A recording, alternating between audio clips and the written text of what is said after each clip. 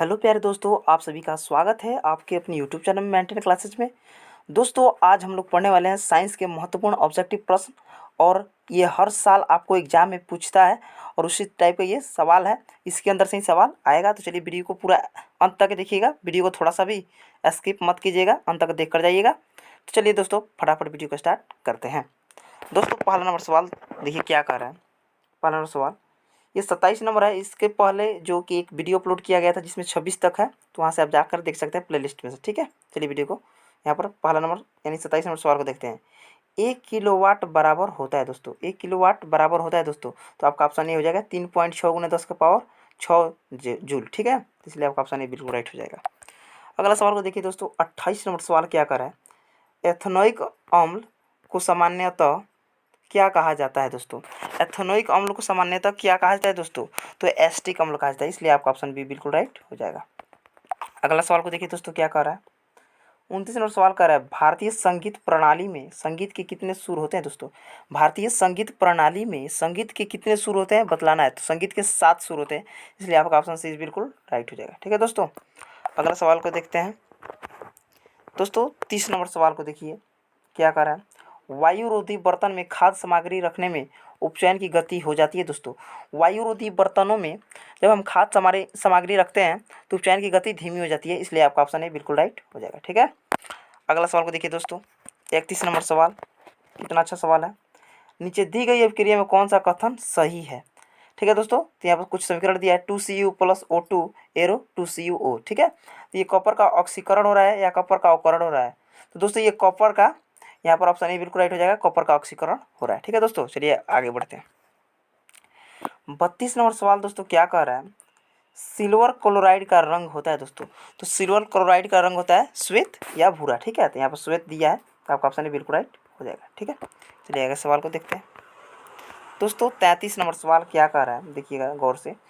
समीकरण CaCO3S arrow उष्मा CaOS + CO2G किस प्रकार का समीकरण है दोस्तों। तो ये किस प्रकार का समीकरण है दोस्तों, तो यहाँ पर तो संयोग किया है। ठीक है, और वहाँ पर जाके बाद में वियोग यानी टूट गया है, तो ये वियोजन हो जाएगा। ठीक है, आपका ऑप्शन बिल्कुल राइट हो जाएगा। चलिए अगला सवाल को देखते हैं।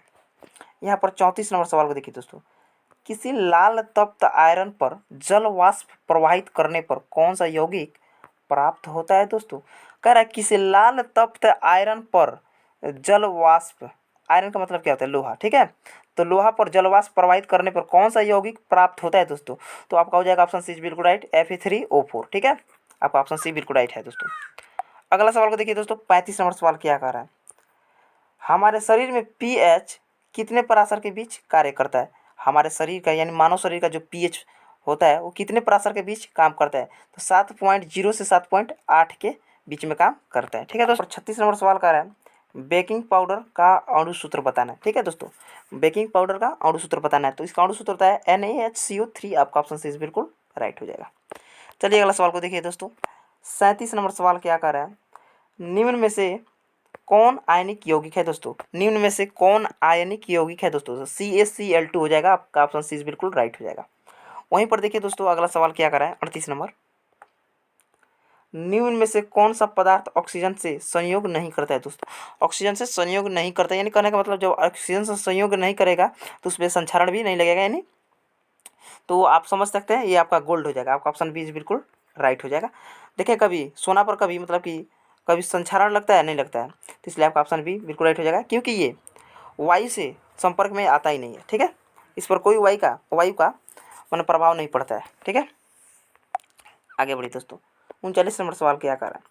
शुद्ध सोना को व्यक्त किया जाता है दोस्तों। तो शुद्ध सोना जो होता है हमारा गोल्ड जो होता है शुद्ध सोना, तो ये 24 कैरेट का होता है। आपका ऑप्शन बी बिल्कुल राइट हो जाएगा। ठीक है, आगे बढ़िए दोस्तों।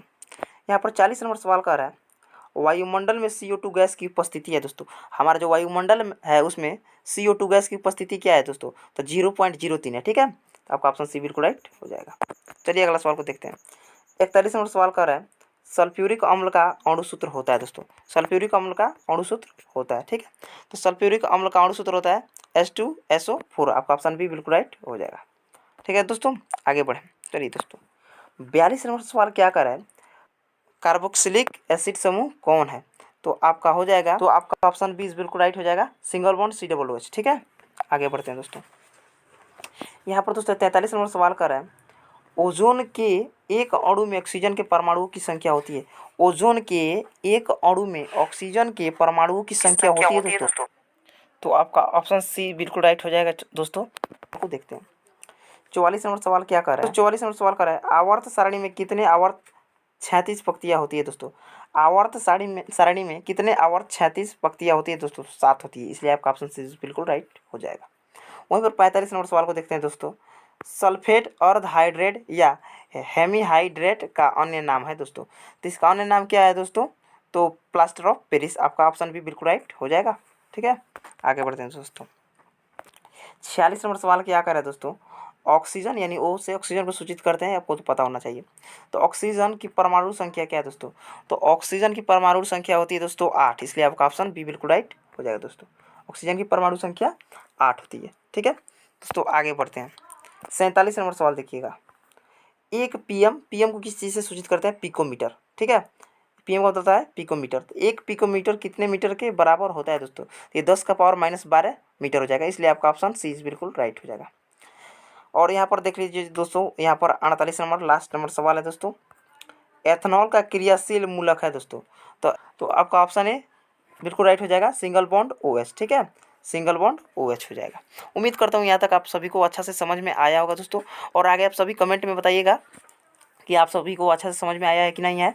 अगर जिसको समझ में आ गया भाई तो चैनल को सब्सक्राइब कर लें, इसी तरह डेली वीडियो रोजाना पाने के लिए। फिर मिलते हैं नेक्स्ट वीडियो के साथ, तब तक के लिए जय हिंद, वंदे मातरम।